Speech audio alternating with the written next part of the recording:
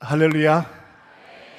저는 늘 자녀를 위해서 기도하는 것이 우리 인생의 사명이다 이렇게 생각하고, 그 자녀를 잘 양육하면 그것이 하나님의 나라를 세우는 것이다 이렇게 생각을 합니다. 사람들은 금요일 저녁에 교회 가서 여러분은 무엇을 위해서 기도하십니까? 이렇게 물을 때 저는 자녀만을 위해서 기도합니다 이렇게 고백하는 것을 어떤 분들은 힘들어 하시는 분들도 있습니다. 자녀를 위해서 기도하는 것을 마치 이기적인 사람이나 되는 것처럼, 엄마는 왜 매일 자녀만을 위해서 기도하십니까? 이런 이야기를 들을 때도 있죠. 그러나 가만히 두고 보면 어머니의 그 눈물은 자녀를 양육하는 것이고, 그 자녀가 장성하여 하나님 나라의 꿈을 꾸면 그것이 교회를 세우는 것이고, 그것이 나라를 세우는 것이고, 그것이 또 누군가를 축복하고 살아가는 거죠. 저도 경기도에 있는 부천에 있는 송내 사람에 위해서 사역을 하는데, 저희 동네도 경기도입니다. 같은 경기도민들을 만나서 반갑습니다. 한 번은 경기도지사님께서 저희 교회를 방문했습니다. 그분이 그렇게 말씀하세요. 교회는 도대체 무엇을 하십니까? 이렇게 저에게 질문을 했어요. 그 말에 약간 뉘앙스에는 왜 교회는 자기밖에 모르냐, 이런 표현 아닌 표현이 거기에 숨겨져 있다는 것을 제가 느끼게 되었죠. 그래서 제가 이렇게 대답을 했습니다. 저희 교회는 지난 10년 동안 범죄로 인해서 법정에서 구속된 사람이 한 사람도 없습니다. 별로 안 놀라시네요. 저희 교회는 지난 10년 동안 이혼한 가정이 한 가정이 없습니다. 교회는 여기서 이웃을 보호하고 가정을 지키고, 일주일에 3시간씩 우리 자녀들에게 하나님의 나라에 대해서, 국가에 대해서, 세금을 내는 것에 대해서, 국방의 의무에 대해서, 이웃과 더불어 친하게 잘 살아야 되는 것에 대해서 교회가 교육을 하는데, 연 시간으로 5만 시간을 교육을 합니다.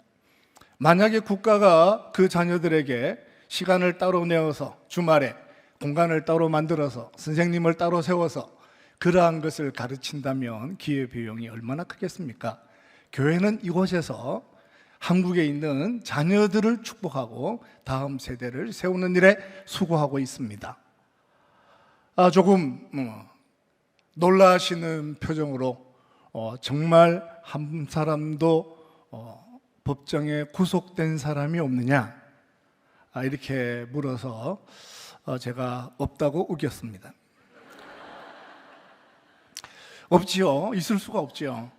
대한민국에서 교회를 다닌다라고 표현했을 때 가장 큰 장점은요, 죄를 짓지 않습니다. 여러분이 잘 몰라서 그러시는 것 같은데, 여러분의 옆에 앉아있는 그분은요, 지난 일주일 동안 죄를 지은 적이 없습니다. 죄를 지으면 교회를 못 옵니다. 죄를 안 지어 보셔서 잘 모르는 모양인데, 일단 그 주간에 죄를 지으면 그 주간에는 적어도 교회를 못 갑니다. 조금 큰 죄를 지으면 한 달 정도 주저합니다. 그보다 조금 큰 죄를 지으면 교회를 떠날 수도 있어요. 그러니까 적어도 오늘 금요일 저녁에 이 자리에 앉아 있다는 것은 꽤나 좀 잘 살았다는 증거일 수도 있습니다. 옆에 분들과 다시 한번 축복합시다. 대단하십니다. 알고 보니 대단하신 사람들이죠.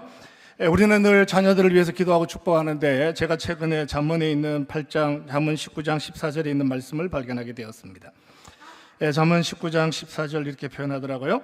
집과 재물은, 한번 같이 읽읍시다. 시작. 집과 재물은 조상에게서 상속하거니와 슬기로운 아내는 여호와께로서 말미암느니라. 제가 깜짝 놀란 것은 집과 재물은 누구에게서 받는다고요? 조상에게서 상속한다 이렇게 표현하는 거예요. 슬기로운 아내는 여호와께로서 말미암는다 이렇게 표현하더라고요. 그래서 제가 뭘 놀랐냐면, 왜 믿음의 부모는 기도만 하고 집과 재물은 물려주지 않을까? 믿음의 조상으로 살아가는데 조상으로부터 집과 재물을 받는 것이 아니라 하나님의 말씀대로 살아가기 위해서 집과 재물은 조상으로부터 상속을 한다는 것은 누군가는 조상으로부터 받는다는 거잖아요. 누군가는 주는 사람이 있어야 받는 거 되지 않겠어요? 우리 더 사랑의 교회 성도 여러분, 여러분이 일평생을 통하여 허락하신 하나님의 축복을 자녀들에게 잘 상속할 수 있는 지혜로운 부모님들이 되시기를 주님의 이름으로 축원합니다. 조금 더 하셔야 돼요. 자녀들에게 상속을 잘 하시기를 주님의 이름으로 축원합니다. 세상은 그렇게 얘기를 해요. 자녀에게 그것을 왜 주냐고. 늙은 삶, 이제 노년이 되면, 나이가 들면 세상 살기 어려우니까 끝까지 자기가 붙잡고 있어야 되고, 미리 주면 자녀들에게 천덕꾸러기가 되니까 자기 것은 자기가 끝까지 지켜야 된다, 이렇게 표현하기도 하고, 또 어떤 사람들은 다 쓰고 가겠다, 이렇게 표현하고, 아무것도 물려주지 않겠다, 이렇게 표현하는 사람들도 있어요. 금요일날 저녁마다 자녀를 위해서 기도하고 축복해요. 하나님, 이 자녀를 복되게 하옵소서, 이 자녀를 축복해 주옵소서 기도하는데, 집과 재물은 물려주지 않겠다. 그러니까 자녀들이 교회를 떠나는 거예요. 가슴에 상처가 되는 거죠. 우리 아버님은 매일 기도를 하시는데 축복한다, 잘 되라, 너 복 있는 삶을 살아라, 이렇게 말씀하시는데 재산은 안 준다, 이렇게 표현하는 거죠. 우리 어머님은 늘 기도하시고 좋으시는데 네가 네 인생은 네 스스로 복되게 살아라, 이렇게 하는 것 때문에 교회를 떠나는 자녀들을 만날 때 모태신앙으로서 교회 안에서 60년 정도 교회에 다녔던 저로서는 너무 속상한 거예요. 하나님께서 우리에게 무엇인가를 주시는 것은 그 자손을 통하여 믿음의 가문을 세워라. 하나님께서 너에게 주신 것들에 대해서는 아무렇게나 사용하지 말고 가장 복 있는 곳에 사용하여라, 이렇게 말씀을 하시죠. 사회에다 기부할 때는 너무 기분이 좋은데 시간이 지나고 나면 그 재산을 다음 세대에, 또 다음 세대에 어떤 사람들이 자기가 기부한 목적대로 그 재물을 잘 사용하고 있느냐라고 물어보면 생각보다 답을 찾기가 어렵죠.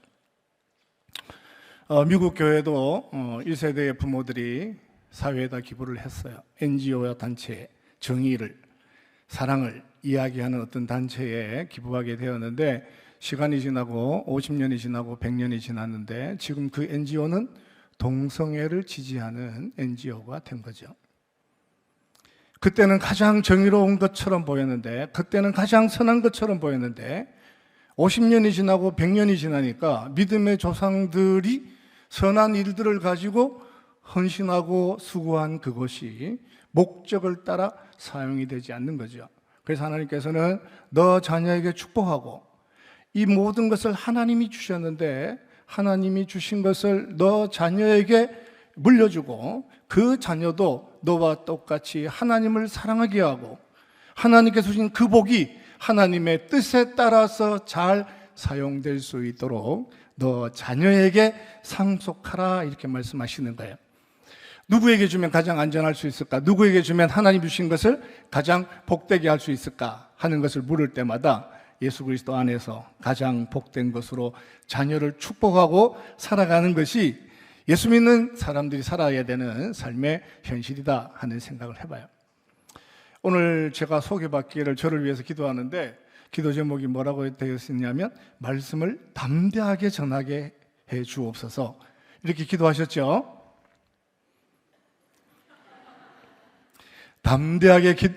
담대하게 이런 표현은 제가 저희 어머님이 저를 위해서 늘 기도하셨던 기도의 제목이기도 해요.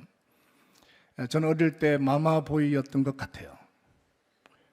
왜냐하면 우리 어머님이 저에게 늘 뭐라고 말씀하셨냐면 용기 있는 사람이 되게 해달라, 담대한 사람이 되게 해달라, 이렇게 기도를 해 주셨는데, 오늘 더 사랑의 교회에 와서 같은 기도의 제목을 보고 깜짝 놀랐습니다. 어떻게 알았지? 저의 약점을. 저희 어머님은 늘 금요일 저녁이면 교회에서 사셨습니다. 제가 어릴 때는 왜 금요일 저녁마다 교회 가는지를 잘 몰랐어요. 왜 교회에서 밤이 맞도록 기도하시는지 잘 이해를 못할 때도 있었습니다. 내 주는 자비하셔서 늘 함께 하시고 내 궁핍함을 아시고 늘 채워주시네. 그 찬양을 부를 때 저희 어머니가 왜 그 찬양을 좋아하는지를 어릴 때는 제가 잘 몰랐어요. 시간이 지나고 보니까 그 시간들은 우리 어머님의 삶에 가장 힘든 시간들이었죠. 금요일마다 가서 기도해야 되는, 그리고 자녀를 위해서 축복해야 되는, 그 축복을 통해서 무엇인가 이루어내기를 원했던 그 은혜의 자리가 있었는데, 오늘처럼 여러분을 만나서 믿음의 자녀를 축복하고 살아야 되는 삶에 대해서 함께 말씀을 나누게 된 것은 저에게는 은혜다 하는 생각을 가져봅니다. 그 어머님이 지금은 저를 위해서 기도를 할 수가 없습니다. 저는 저 자녀를 위해서 늘 기도하고 축복하고 살아갈 때마다 하나님께서 허락하신 것은 기도하는 것뿐만 아니라 이 땅을 살아가는 동안 약속하신 모든 것들을 공유하고 살아가는 그런 삶의 관계가 되기를 원합니다. 사람들은 요즘 개나 고양이를 키우면서 그 개나 고양이를 애완동물이라고 표현하지 않습니다. 애완동물이라고 표현하지 아니하고 무엇이라고 얘기하나요? 개 안 키워요? 고양이 안 키웁니까? 뭐라고 그러죠? 반려동물이라고 합니다. 애완동물이라고 하는 것은 나를 위해서 가지는 즐거움으로 그 애완이라고 표현하지 않고 인생의 동반자다 이런 표현을 해요. 부모로서 자녀를 애완동물처럼 함께 살아갈 수 있을까라고 물어보면 늘 귀엽고 사랑스럽고 언제나 부모의 말을 잘 듣는 애완동물 같은 자녀를 원한다면, 오히려 개나 고양이는 존중하면서도 자기 자녀의 삶은 내가 원하는 삶으로 소유하려고 하는 그런 엉뚱한 욕망이 우리의 삶을 더 고통스럽게 하지 않을까 이런 생각을 해봐요. 오늘 저녁에 하나님 말씀을 묵상하면서 자녀들과 함께 가장 공유하고 싶은 것이 무엇인지에 대해서 함께 말씀을 추적해 보려고 합니다. 읽었던 본문의 말씀 다시 한번 읽겠습니다. 32절, 이사갈 자손 중에서 같이 봅시다. 시작. 이사갈 자손 중에서 시세를 알고 이스라엘이 마땅히 행할 것을 아는 우두머리가 200명이니 그들이 그 모든 형제를 통솔하는 자이며. 오늘 우리가 읽은 본문의 배경은 이런 거예요. 다윗이 나라를 세울 때 수많은 사람들의 도움을 받았는데 혼자 나라를 세우는 것이 아니라 여러 지파들의 사람들의 도움을 받으면서 나라를 세우죠. 역대상 12장은 다윗이 부르심을 받은 자로 하나님의 나라를 세울 때 다른 지파에서는 어떤 사람들이 그와 함께 협력하게 되었는지에 대해서 기록을 하고 있습니다. 그때 사람이 날마다 다윗에게로 돌아와서 돕고자 하며 큰 군대를 이루어 하나님의 군대와 같았더라 그럽니다. 그 뒤에 있는 본문을 보면 유다 지파에서 6,800명, 창과 방패로 전쟁하는 자들이다 표현했습니다. 시몬이 7,700명, 에브라임이 28,000명, 므낫세가 18,000명, 레위 자손이 4,600명, 아론의 자손이 3,700명, 베냐민 지파조차도 3,000명이 함께 참여하게 되었다라고 말씀합니다. 그 많은 사람들이 함께 참여하는 가운데 이사갈 지파는 오늘 본문에 보면 우두머리가 200명이다라고 표현합니다. 다른 지파들은 3,000명, 10,000명, 20,000명을 파송하는데 이사갈 지파는 무엇 때문에 무슨 이유로 200명을 파송하게 되었을까요? 200명밖에 되진 않았지만 다른 지파들과 차이가 나는 것은 두 가지가 준비된 사람이었습니다. 하나는 시세를 아는 사람이었다 이렇게 표현합니다. 세상이 어떤 세상이라고 하는 것을 잘 이해하는 자녀가 사람이었다라고 하는 거죠. 우리는 지금 4차 산업혁명 세상을 살아갑니다. 유발 하라리에 의하면 사람들이 1차 산업에서 1차 산업으로 시작하게 될 때 가장 힘들었다. 유목민으로 살다가 정착하는 농경사회를 경험하게 되면서 자기 마음대로 돌아다니며 자기 마음대로 먹을 시간을 정하고 자기 마음대로 자유롭게 살아가던 사람들이 동네를 이루고 한 곳에 머물러서 농사를 지으면서 살아가는 것이 가장 큰 충격적인 삶이었다 이렇게 분석도 하죠. 우리에게는 4차 산업혁명이 너무 힘들다 이렇게 표현하는 것도 있지만 그분은 그렇게 분석을 했습니다. 사람들이 수렵 채집하면서 돌아다니다가 동네 안에 살게 되었는데 하나님은 그 동네 안에 교회를 세우시고 그들 속에서 하나님의 나라가 선포되기를 원했습니다. 4차 산업혁명 때문에 사람들은 깜짝 놀랐죠. 2차 산업혁명을 경험하면서 사람들은 고향을 떠나서 도시로 가는 것이 두렵기도 했습니다. 사람들은 고향을 떠나서 도시에, 광교에, 수원에, 부천에 와서 새로운 터전을 마련하게 되었는데 하나님은 도시로 오는 사람들을 모아서 또 그곳에서 하나님을 예배하는 사람들을 부르시기도 했습니다. 세상은 1차 산업을 만들고 2차 산업을 만들고 3차 산업을 만들고 4차 산업혁명의 시간을 만들어내고 또 시간이 좀 지나면 누군가가 또 5차 산업혁명을 만들어내지 않겠어요? 또 5차 산업혁명을 만들어내면 그 5차 산업혁명의 세상이 되어도 하나님은 그 부르신 곳에서 자기 백성들을 세워서 여전히 그곳에 교회를 세우시고 자녀를 통하여 하나님 나라를 세워가시는 전능하신 하나님이신 줄로 믿습니다. 세상은 늘 변하는 세상을 삽니다. 세상은 한 번도 변하지 않은 적이 없습니다. 자고 일어나면 변하죠. 세대차가 30살이다. 30년이면 세대차가 일어나기도 하지만 요즘은 세대차가 너무 빨리 일어나서 10년을 살고 나면 전혀 처음 살아보는 세상을 만나기도 합니다.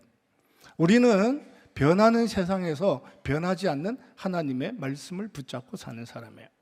하나님의 말씀은 변하지 않습니다. 그런데 세상은 자꾸만 변하는 거예요. 세상은 자꾸만 변하는 세상 안에서 예수 믿는 사람들은 어떻게 살아야 될 건가?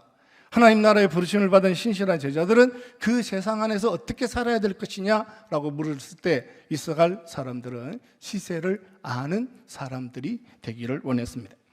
또 하나는 마땅히 행할 것이 무엇인지 아는 자들이라고 말씀합니다.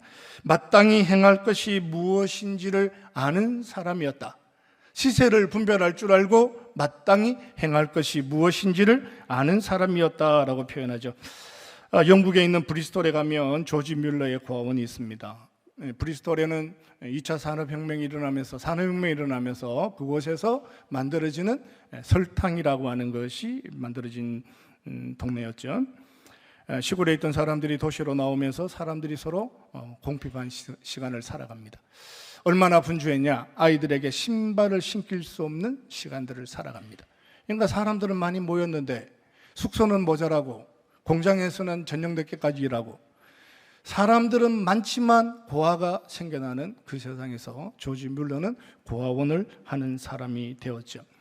시세를 분별할 줄 아는, 세상이 어떤 변화를 가질 때마다 그 변화된 세상 안에서 나는 어떻게 사는 것이 예수 그리스도의 제자로 사느냐 하는 것을 아는 사람들이라고 표현할 수 있습니다. 상식이 있어서 시대를 구별할 줄 아는 자들이라고 다른 성경은 그렇게 번역을 했습니다. 그들 중에 상식이 있는 사람이었다. 시세를 아는 사람이었다. 세상을 살아가는데 그 세상 안에서 어떻게 사는 것이 예수 그리스도의 제자로 살아가느냐 하는 것을 아는 사람이었다라고 표현하는 거예요. 믿음은 좋은데 시대를 분별할 만한 상식을 잃어버렸다. 우리에게는 너무 힘든 것이 되죠. 믿음은 너무 좋은데 시세를 알 만한 상식이 없다. 세상을 이해할 만한 지혜가 없다. 이 산업혁명의 세상 속에서 나는 무엇을 하고 살아야 되냐? 라고 물었을 때 고아원을 해야겠다라고 하는 판단이 서지 않는 거예요. 4차 산업혁명 세상에서 나는 무엇을 해야 될 것이냐라고 물었을 때 세상이 너무 급변해서 정신이 없다. 따라가기가 너무 버겁다. 세상을 왜 이렇게 빨리 변할까? 이제 이 4차 산업혁명 시기 때문에 비대면의 시간 때문에 코로나 때문에 교회가 사라지지 않을까? 교회가 문을 닫는 것이 아닐까? 끊임없이 혼자 걱정하고 두려워하고 살아간다면 시세를 아는 지혜를 잃어버린 거죠. 마땅히 행할 일이 무엇인가를 놓쳐버린 거죠. 오늘 저녁에 이곳에 와서 함께 기도하고 축복하고 살아가는 성도 여러분, 어떤 세상을 만난다 할지라도 시세를 분별할 줄 아는 믿음의 사람들이 되시기를 주님의 이름으로 축원합니다. 다시 한 번 더 이분들과 축복합시다. 당신은 복받은 사람입니다. 왜 복받은 사람이에요? 적어도 금요일 저녁에 무엇을 하고 살아야 되는지는 아는 사람이잖아요. 그 세상이 4차 산업이 되든 5차 산업이 되든 세상이 어떻게 급변하든 가장 소중한 자리에서 내가 무엇을 하고 살아야 되는지를 아는 것만으로도 이삭을 자손들은 축복의 사람들이 되기도 했습니다. 세상은 늘 변하죠. 그 변하는 세상에서 그들은 하나님 앞에 부르심을 받아 신실한 일꾼으로 살아갑니다. 사울이라고 하는 사람이 왕이 되었습니다.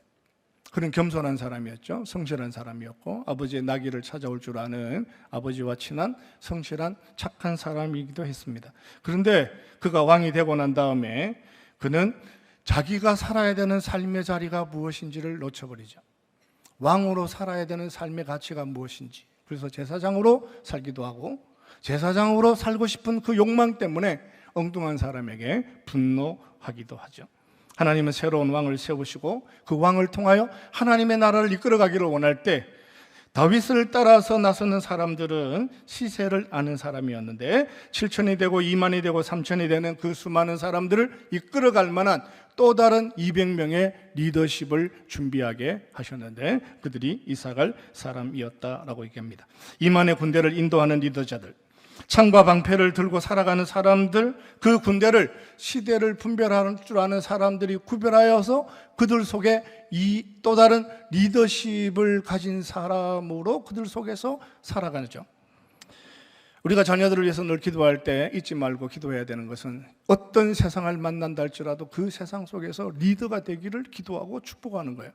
사랑하는 성도 여러분, 오늘 여러분 옆에 앉아있는 금요일 저녁에 함께한 귀한 자녀들, 하나님 나라의 귀한 리더로 자라날 수 있기를 주님의 이름으로 축원합니다. 리더가 된다는 것은 굉장히 중요한 거예요. 4차 산업이 되든 그 사회에서 리더로 살아가는 어떤 제자를 통하여 하나님의 나라가 세워지죠. 시대를 잘 이해하지 못하면 누구나 다 가는 학교 다니는 것을 어려워하기도 합니다. 반대로 시대를 너무 잘 읽어서 다른 사람들보다 탁월한 천재로 세상을 살면 천재로 사는 것도 세상을 사는 것이 버겁습니다. 너무 앞서간 것 때문에 고난을 경험하고 살아가기도 하죠. 다 뒤처지는 것 때문에 또 남들이 다 가는 그 학교를 가는 것이 힘들어지기도 합니다. 저도 늘 특세할 때마다 우리 자녀들과 같이 새벽을 깨우고 말씀을 전할 때 저는 수학을 잘해야 된다 늘 이렇게 이 연사 외칩니다. 수학을 잘해야 된다라고 설교할 때마다 제일 좋아하는 것은 엄마들입니다. 목사님 그렇게 귀한 설교를 해주시니 너무 감사합니다. 대신 해주니까 얼마나 좋을까요? 수학을 잘해야 됩니다. 옆에 분들과 축복하십시다. 수학을 잘하겠습니다. 부담스러워 하시는군요. 수학을 잘해야 됩니다. 수학을 잘하려면 시간이 오래 걸려요. 시간이 오래 걸리기 때문에 수학은 시간이 많이 걸리기 때문에 일찍 시작하는 거예요. 3학년에 시작하고, 광교는 몇 학년 때부터 수학을 시작하나요? 네, 유치원에서부터. 네. 수학을 일찍 시작해야 되는 이유는 하루에 1시간씩 하면 10년을 공부하는 거예요. 하루에 1시간씩 공부를 안 하면 고등학교생이 되어서 하루에 4시간을 공부를 해야 돼요. 하루에 4시간 수학을 하면 다른 과목을 공부할 수가 없죠. 그러니까 수학은 일찍 하는 거예요. 수학은 일찍 해야 되는데 그 수학을 일찍 하는 것은 수학 영재가 되거나 천재가 되는 것이 아니라 여러분 동네에 초등학교 앞에 있는 수학을 가장 잘 가르치는 선생님을 찾으셔서 그 선생님에게 수학을 배우시고 그 수학을 배워서 그 학교에서 수학을 잘하는 아이가 되면 돼요.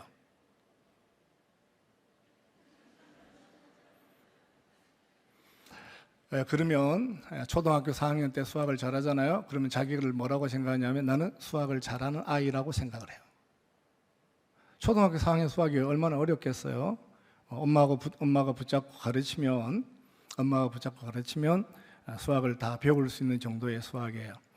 저희 교회에 초등학교 선생님이 계시는데 그 선생님이 저에게 이런 얘기를 했어요. 목사님, 학교에서 배우는 한 학기의 수학은 선생님이 붙잡고 가르치면 2주일이면 다 가르치는 겁니다. 2주일이면 다 가르치는 것, 2주만 있으면 다 가르칠 수 있는 것을 공교육은 한 학기 동안 가르치는 것이 공교육의 현실입니다. 2주 만에 끝날 수 있는 그 수학, 어렵지 않은 그때부터 자기 스스로를 수학을 잘하는 아이라고 생각을 하면 자기 스스로 내면에 나는 수학을 잘해, 나는 수학을 잘할 수 있어, 나는 수학 하나만 틀려 이렇게 표현하고 살아가면 중학교를 가거나 고등학교를 가면 꿈이 커져요. 시간이 지날수록 더 큰 꿈을 가져요. 엄마가 이거 했으면 좋겠다, 아빠가 이런 일을 하고 살아라 이렇게 표현하지 않아도 아이의 꿈은 시간이 지날수록 점점점 커져요. 근데 수학이 안 되잖아요. 수학이 어려워요. 수학이 힘들면 아이들이 뭐라 그래요? 네, 노래 부르고 싶다 이렇게 얘기합니다. 드럼을 치고 싶다 그래요. 교회 학교에 드럼 학교를 열어달라 그래요. 그런데 이제 막상 기타를 치거나 드럼을 치는 것은 음악은 수학적인 거죠. 도레미파솔라시도 이게 수학이잖아요. 네. 도미솔도 수학이잖아요. 그러니까 무언가를 공부해도 노래가 잘 안 돼요. 기타가 잘 안 돼요. 드럼이 잘 안 돼요. 그럼 뭐라 그래요? 그림을 그리고 싶다 그래요. 그림을 그리고 싶다 그래서 미술학원에 가서 그림을 그려봐요. 근데 막상 그림을 그리니까 그림이 그리기가 생각보다 쉽지 않죠. 그래서 뭐라 그래요? 자기는 만화를 그리고 싶다 그래요. 시간이 지날수록 무엇인가 첫 번째 고리가 잘 끼지 않으면 시간이 갈수록 그 길을 가요. 근데 거기서 붙잡고 반드시 해야 될 어떤 영역이 있으면 도와주는 것이 부모가 해야 될 삶의 자리이기도 합니다. 저는 게임을 하는 아이들을 만날 때마다 늘 속상하죠. 게임은 우리가 하는 일들 중에 제일 에너지를 많이 필요로 하는 것이 게임입니다. 그러니까 엄마 공부하다가 잠시 쉬었다가 게임 좀 하다가 다시 공부하겠어요. 그 말은 절대로 이루어질 수 없는 말이기도 합니다. 쉬었다가 공부를 해야 되는데 게임을 하게 되면 모든 집중력, 공부할 때보다 100배의 집중력으로 게임을 하죠.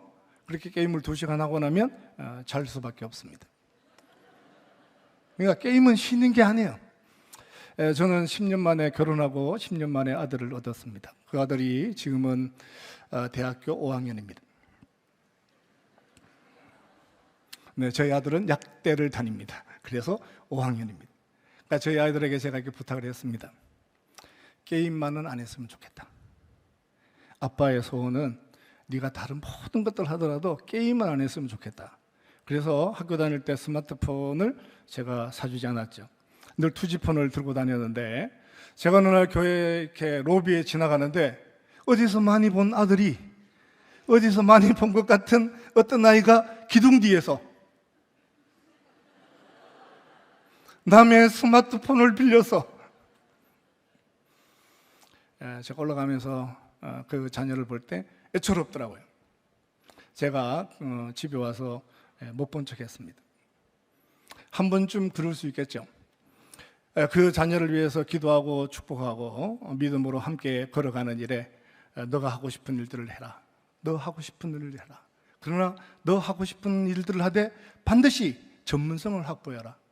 무엇을 해도 좋은데 그림을 그려도 좋으니까 미대 교수가 되었으면 좋겠다.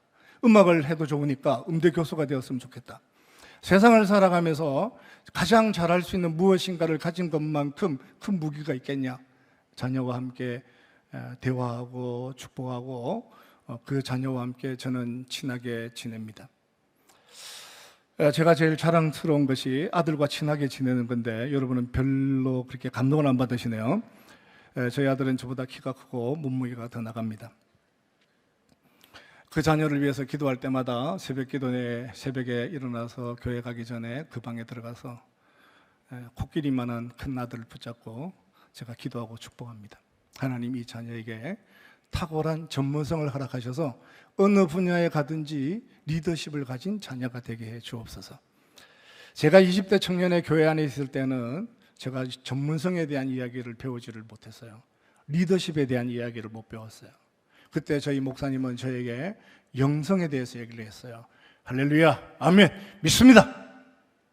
네가 믿음으로 세상에 나가면 언제나 승리할 거다 이렇게 표현했는데 제 친구들은 그 세상에 나가서 할렐루야 믿습니다 이렇게 했는데 회사에 따라 나가서 회식하고 술 한잔을 하고 술 취한 것을 한번 경험하고 나면 그 다음 주에 교회를 떠나요. 세상을 살아가는 것이 버겁다라고 느끼는 삶을 만나면 그렇게 잃어버린 저의 친구들이 많습니다. 왜 교회가 영성만 이야기하고 전문성을 이야기하지 못했을까라고 하는 생각을 해보면, 사랑하는 우리 성도 여러분, 여러분의 자녀들을 위해서 기도할 때 전문성과 영성을 가진 균형 있는 자녀들로 잘 양육할 수 있기를 주님의 이름으로 축원합니다. 전문성은 대단한 게 아니에요. 같은 풀빵을 만드는데, 저희 동네에서 풀빵을 만드는데, 붕어빵을 만드는데 팥을 머리에 넣는 게 나을까, 중간에 넣는 게 나을까, 꼬리에 넣는 것이 좋을까, 그렇게 사람들에게 물어보고, 우리 동네는 꼬리부터 먹는 사람들이 더 많은 동네입니다. 그러므로 우리는 팥을 꼬리에 넣겠습니다. 오래간만에 한번 해봅시다. 1번, 나는 머리에 있는 것이 좋다. 2번, 나는 중간에 있는 것이 좋다. 3번, 나는 꼬리에 있는 것이 좋다. 나는 뭘 해도 손을 안 든다. 세상을 살아가는데 하나님께서 주신 지혜가 있어요. 그 지혜가 리더십이 돼야 돼요. 그 리더십은 세상을 이끌어가는데 만명의 칼과 창을 든 용사들을 이끌어가는 사람들이기도 합니다. 어떻게 우리 자녀들이 시대를 구별하는 사람으로 살아갈 수 있을까라고 물어보았더니 그들의 조상 가운데 이렇게 기도하는 사람이 있었습니다. 창세기 49장 14절 15절. 이사갈은 양의 무리에, 이사갈은 같이 봅시다. 시작. 이사갈은 양의 우리 사이에 꿇어앉은 건장한 나귀로다. 그는 쉴 것을 보고 좋게 여기며 토지를 보고 아름답게 여기고 어깨를 내려 짐을 메고 압제 아래에서 섬기리로다. 네, 이 본문의 말씀은 야곱이 세상을 떠나면서 자기 자녀들을 위해서 축복하는 내용들인데요. 특별히 이사갈 지파를 위해서 기도한 내용이 이런 거예요. 이사갈, 너는 양의 우리 사이에 꿇어앉은 건장한 나귀로다. 너 나귀가 되어라, 이렇게 표현하는 거예요. 나귀는 목자를 도와서 리더십을 발휘하는 존재이기도 합니다. 나귀는 목동이 힘들 때 양들을 짊어지고 따라가기도 합니다. 나귀는 목장의 굳은 일에 참여하며 건장하여서 때로는 아픈 양을 지고 가기도 하고, 양들이 먹을 양식을 지고 가기도 하고, 목자가 먼 길을 갈 때 무거운 텐트를 지고 따라가기도 합니다. 양식과 텐트를 준비하고 묵묵히 목자를 따라가기도 하죠. 그는 목동은 아니지만 양들 속에서 건장한 나귀로 살아갑니다. 겉으로 보면 화려하지 않지만 꼭 필요한 곳에서 쓰임받는 삶의 존재로 살아가죠. 이사갈은 야곱의 집에 9번째 아들로 태어났습니다. 어쩌면 한 번도 이름이 불려지지 않을 것 같은 삶의 존재이기도 하죠. 그러나 믿음의 조상이 이사갈을 그렇게 축복하는 거예요. 너 언제나 목자들 속에서 나귀가 되어라. 창과 방패를 들고 있는 수만 명, 수천 명의 사람들 안에서 너 양들 속에 있는 나귀처럼 목자를 도와서 가장 결정적인 일을 하는 사람이 되어라 라고 누가 기도하냐면 야곱이 이사갈 지파를 위해서 기도하게 되었는데, 시간이 지나고 100년이 지나고 200년이 지나고 300년이 지나서 또 다른 1200년의 시간들 속에 이사갈 자손들은 무리들 속에서 나귀처럼 목자를 돕는 존재가 되기도 했습니다. 어린 자녀들을 위해서 머리 위에 손을 얹고 기도하는 것은 행복한 아버지입니다. 자기 자녀들을 기도하는 것처럼 더 행복한 아버지가 있을까요? 자손의 자손을 만났는데 그 손자들을 위해서 머리 위에 손을 얹고 기도하는 그 할아버지보다 더 행복한 사람이 있을까요? 목사님이 기도하는 것보다 또 다른 이웃이 기도하는 것보다 더 복된 것이 있다면 아버지가 자녀들을 위해서 기도하는 거죠. 저희 아버님도 제가 방학 때 내려가면 언제나 기도를 해주셨어요. 저희 아버지는 이렇게 기도하실 때 가장 감사한 것이 집을 떠난 이후에 제 가운데 거하지 않도록 지켜주신 것에 대해서 늘 감사를 하셨죠. 명절 아침이 되면 온 가족을 위해서 기도하시는데 저희 아버님은 이렇게 기도합니다. 손자 박진유 상도중학교 1학년 3반 전교 1등하게 해주시고, 전교 1등하게 해주시고, 또 다른 조카들을 위해서 기도하시면서 전교 1등하게 해주시고를 늘 기도를 하십니다. 사실은 저는 우리 아들을 위해서 기도할 때 목사로서 전교 1등하게 해달라고 기도해 줄 수가 없죠. 그렇잖아요. 제가 전교 1등하게 해주세요 기도하는 것은 그 같은 학교를 다니는 김 집사님의 아들이 2등 하라는 거잖아요. 아직 이해가 잘 안 되시는 모양인데, 제가 같은 학교를 다니는 박진유를 위해서, 제 아들을 위해서 전교 1등하게 해달라 이렇게 기도하면 제 기도와 같이 있는 우리 이 집사님 얼마나 마음이 상하겠어요. 너네 아들은 3등 해라. 목사로서는 차마 감당하기 어려운 기도인데 할아버지가 대신해 주는 거야. 그 행복을 여러분이 알까요? 나는 차마 기도할 수 없는데 할머니가 기도해 주는 거예요. 할아버지가 기도해 주는 거예요. 누군가가 대신 기도해 주는 것으로 인해서 또 다른 하나님의 은혜를 경험하고 살아갔죠. 야곱이 이삭의 머리에 손을 얹고 기도했는데 그들의 후손 중에 누군가는 양들 속에서 목자를 섬기는 건장한 나귀처럼 200명밖에 되지 않았지만 여전히 다윗의 나라를 세워가는 일에 중요한 사역자로 참여하게 되었습니다. 신명기 33장 18절에 가면 모세가 이사갈 지파를 이렇게 축복합니다. 신명기 33장 18절, 이사갈이여, 같이 갑시다. 시작. 이사갈이여, 너는 장막에 있음을 즐거워하라. 그들이 백성들을 불러 산에 이르게 하고 거기에서 의로운 제사를 드릴 것이며 바다의 풍부한 것과 모래에 감추어진 보배를 흡수하리로다. 제가 이 설교를 준비하면서 어떻게 모세가, 야곱이 이런 기도를 각자 자기 지파에게 기도하게 되었을까? 1000년의 시간을 두고, 또 다른 1000년의 시간을 두고 하나님께서 이들에게 지혜를 주셨는데, 자기 자존감으로 생각하면 야곱이나 모세는 굉장히 힘든 시간들을 살아가죠. 지금 느보산 꼭대기에서 가나안 땅을 바라보면서 너 가나안 땅에 들어가지는 못할 거야, 그렇지만 너 자손을 위해서 마지막 기도해라, 이런 내용이잖아요. 하나님의 사람 모세가 죽기 전에 이스라엘 자손을 위하여 축복함이 이러하니라, 그 축복의 축복을 가지고 기도를 해요. 그 축복의 축복을 가지고 기도하는데 이사갈 지파를 향해서 그렇게 기도하는 거예요. 백성들을 불러서 산에 이르게 하고 거기서 의로운 제사를 드리게 할 것이다. 백성들을 불러서 산에 이르게 한다라고 하는 것이 리더십이죠. 백성들을 데리고 산으로 가는 거예요.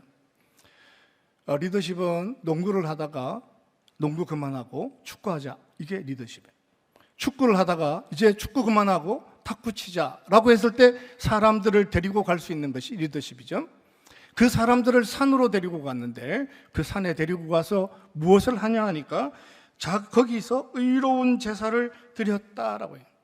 사람들을 하나님 앞으로 인도했다, 하나님 앞에 예배하는 사람을 만들었다. 직장에서 리더십을 가졌는데 함께 산으로 올라가는 것으로 끝나지 않고 그들이 인도하는 그곳에서 그들을 통하여 하나님을 예배하는 자로 만들어가는 삶이 되기를 모세가 이사갈 자손을 위해서 기도했다라고 하는 거예요.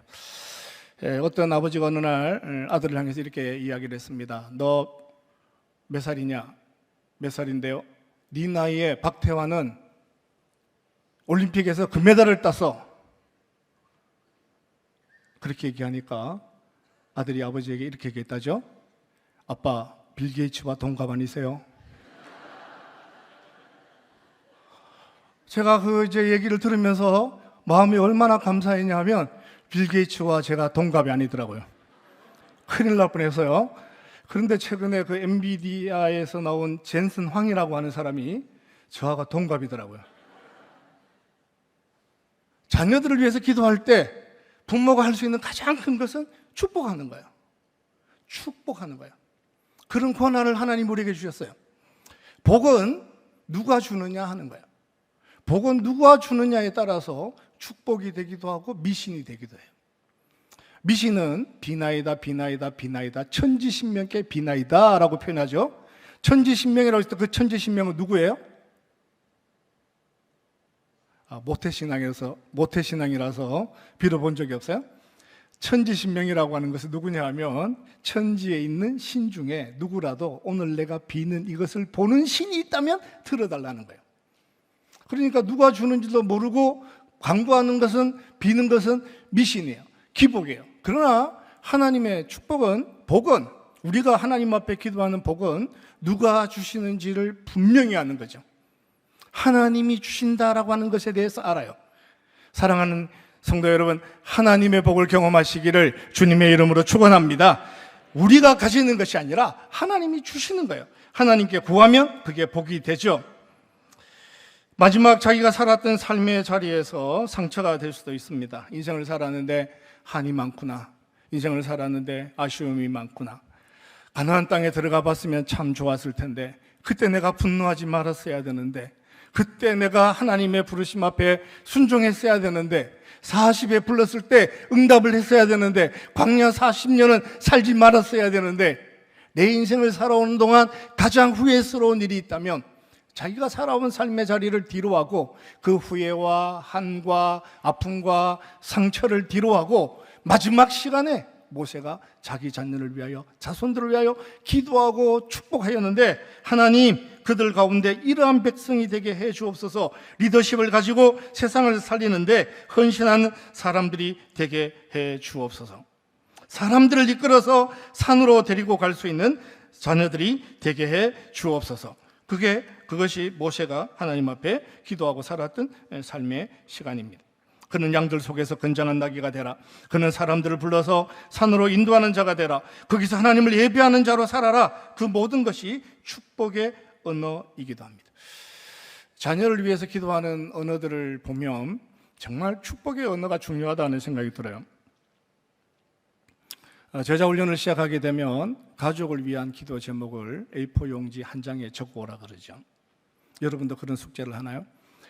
A4 용지 한 장에다가 자기 자녀는 어떤 자녀인지, 그리고 이 자녀에게서 꼭 필요한 것이 무엇인지를 적어주시면 좋겠습니다. 그러면 제가 그 자녀를 위해서 기도하겠습니다.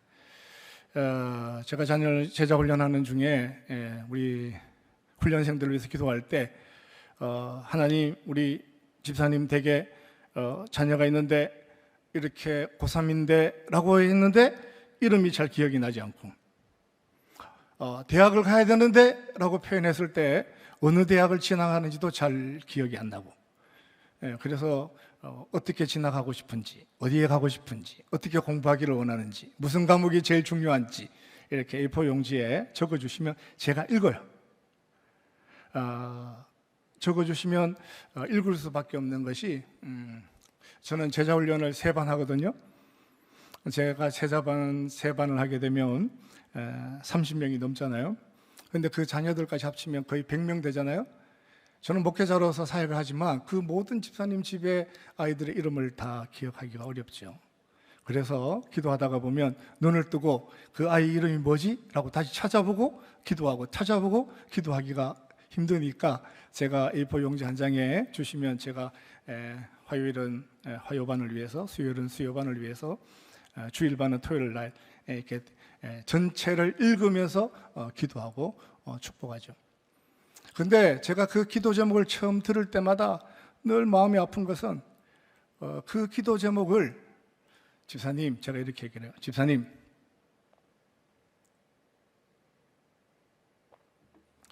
오늘 적어오신 이 기도 제목을 냉장고에 붙여놨는데 아들이 지나가다가 읽으면 은혜가 될까요? 상처가 될까요?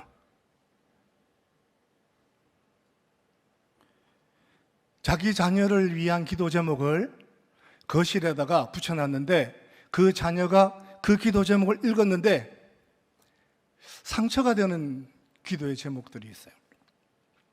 아, 그렇구나. 우리 엄마는 교회 가서 목사님에게 나의 못난 것만 다 까발리는구나. 하나님 아침에 일찍 일어나게 해주시고요, 성격은 부드럽게 해주시고요, 착한 아이가 되게 해주시고요, 게임은 그만두게 하시고요, 휴대폰에 너무 많은 시간을 낭비하고 있어요. 근데 그걸 제가 이렇게 막 읽으면서 기도를 하다가 보면 이 기도 제목을 냉장고에 붙여 놓을 수 있을까? 우리 남편 골 때려요. 정신 차려야 돼요. 집에 들어온 적이 없어요. 뭐 그런 기도 제목을 그 가정의 기도 제목이라고 생각을 하고 냉장고에 붙여 놓는데 남편이 지나가다가 그 기도 제목을 읽으면 남편이 뭐라 그럴까요? 제자훈련, 이런 게 제자훈련이야? 그러지 않겠어요? 언어에 대한 훈련을 해야 돼요. 축복하는 언어, 미신이 아니지만 하나님의 복을 사모하는, 네? 양들 가운데 있는 나귀 같은, 사람들을 산으로 인도하되 여호와를 예배하는 자로 살아가는 삶을. 저는 자녀들을 위한 기도의 제목을 위해서 기도하는데, 저는 뭐 아들이 하나밖에 없으니까 고등학생이 된 박준유를 위한 기도 제목 30가지, 고등학교 2학년이 된 박준유를 위한 기도 제목 30가지, 대학생이 된 박준유를 위한 기도 제목 30가지. 제가 그 기도 제목을 적을 때마다 얼마나 신중하게 적는지 몰라요.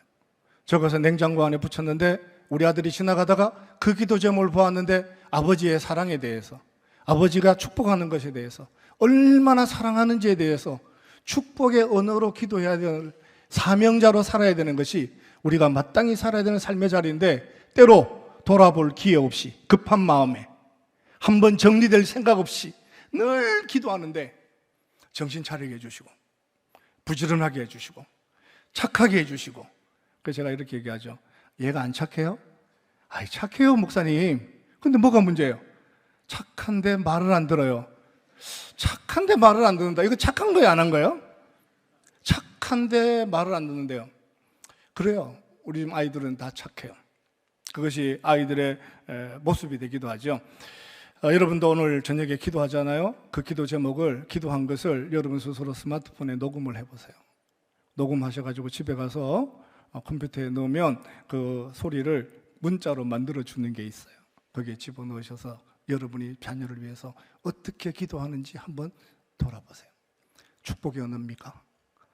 내가 표현할 수 있는 최대한 언어 안에 가장 좋은 것으로 축복하는 사람입니까? 자녀를 위해서, 이웃을 위해서 기도할 때 가장 복된 것으로 축복하고 살아갈 수 있는 믿음의 사람들이 되시기를 주님의 이름으로 축원합니다. 여러분 보세요. 이웃을 사랑하고 살아야 돼요. 이웃을 사랑하고 살아야 되는데 이웃이 누굽니까? 성경은요, 이웃은 나 외의 모든 사람이 이웃이에요.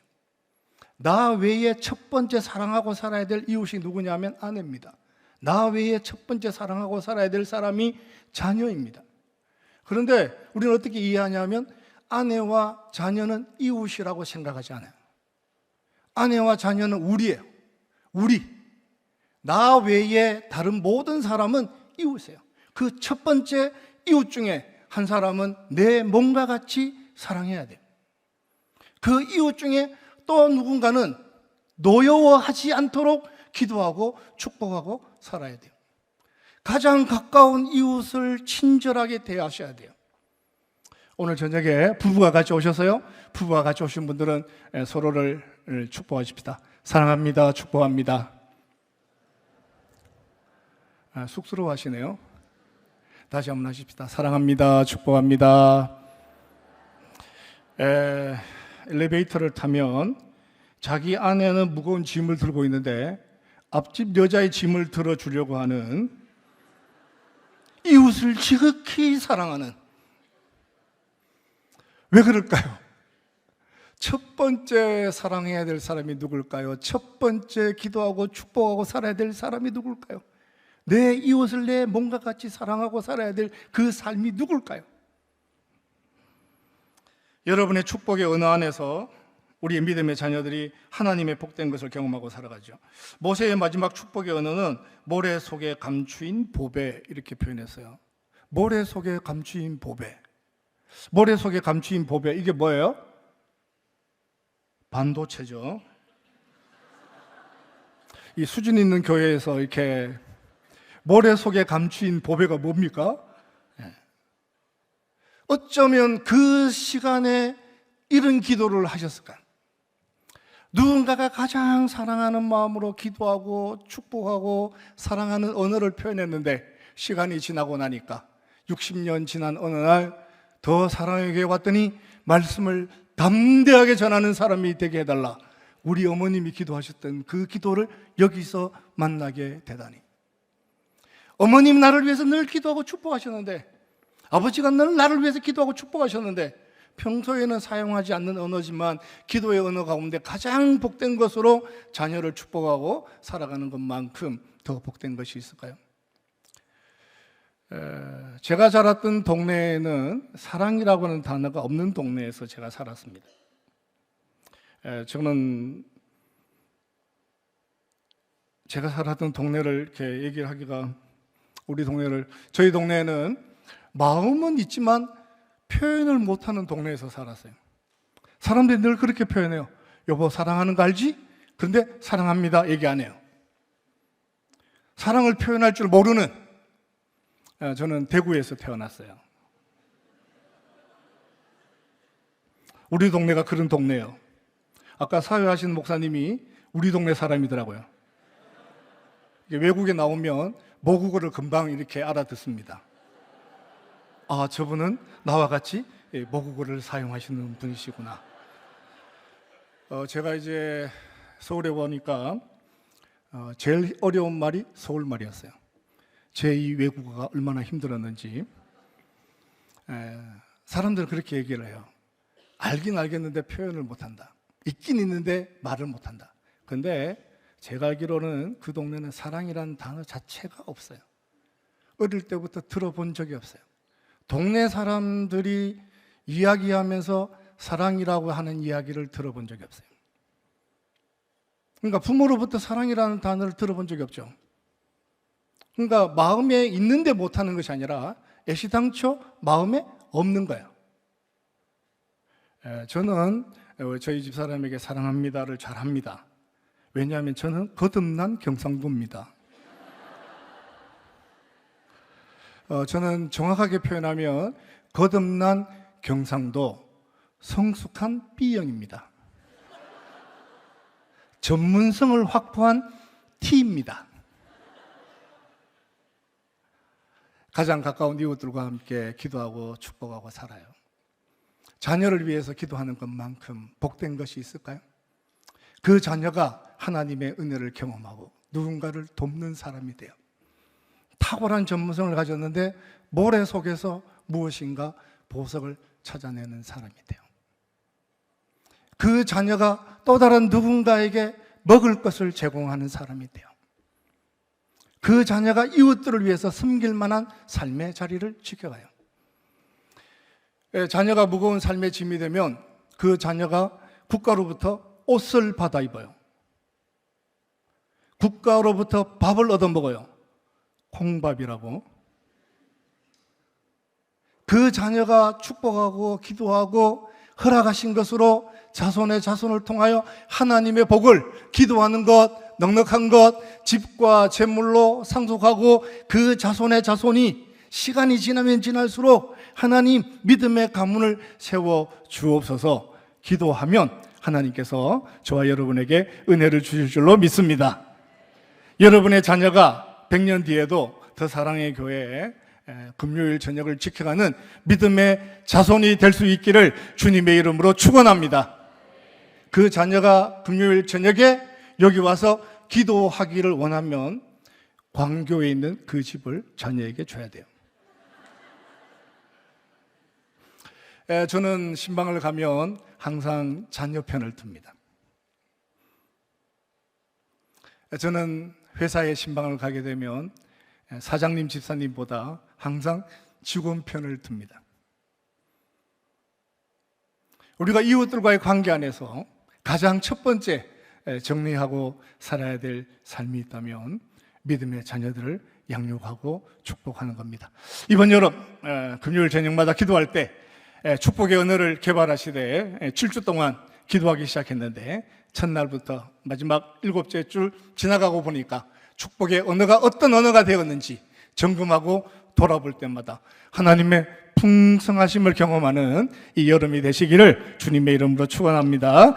자비로우신 하나님 아버지, 사랑하는 형제와 자매들을 만났습니다. 우리 자녀들의 모습 속에 가장 아름답고 복된 것을 사모합니다. 부모의 불리한 DNA를 물려받았는데 믿음으로 살아보려고 애쓰는 자녀들 마음껏 축복하는 부모가 되기를 원합니다. 주여 우리 자녀들을 지켜 주옵소서. 악한 세대 속에서도 시대를 분별할 줄 아는 하나님의 사람 될 수 있도록 주여 도와 주옵소서. 영성으로 무장할 뿐만 아니라 탁월한 전문성을 허락하여 주셔서 모래 속에서도 보화를 찾아낼 줄 아는 은혜의 사람 되도록 지켜 주옵소서. 하나님, 우리보다 더 복된 삶이 되기를 원합니다. 한 번도 표현해 보지 못했던 이 여름밤에 또 다른 기도의 언어들을 찾아내고 발굴해서라도 가장 좋은 것으로 자녀들을 축복할 때마다 우리 스쳐 지나간 자리에 아름다운 흔적으로 또 다른 자녀의 자녀들이, 자손의 자손들이 하나님의 나라를 세워가는 믿음의 가문 되도록 지켜 주옵소서. 하나님, 우리의 마음속 깊은 곳에는 자녀 때문에 흘리며 살아야 되는 눈물이 있습니다. 주님만이 아십니다. 하나님, 그 눈물 언젠가는 반드시 보배로운 진주로 바꾸시는 주의 긍휼을 우리에게 허락하여 주옵소서. 엄마만이 흘릴 수 있는 눈물이 있습니다. 아버지만이 머리 위에 손을 얹고 기도할 수 있는 기도의 제목이 있습니다. 고난 안에 부르심을 받았습니다. 사명 안에 부르심을 받았습니다. 기도하고 축복함으로 믿음의 가문 든든히 세워가는 신실한 가정 되도록 지켜 주옵소서. 이제 여름밤을 깨우는 첫 번째 금요일 저녁 집회가 시작되었습니다. 여름이 다 끝나고 난 다음에 그 자리에서도 더 큰 영광을 사모하고 살아가는 은혜의 사람들 되도록 지켜주시기를 소원하오며 우리 주 예수 그리스도의 이름으로 기도하옵나이다. 아멘.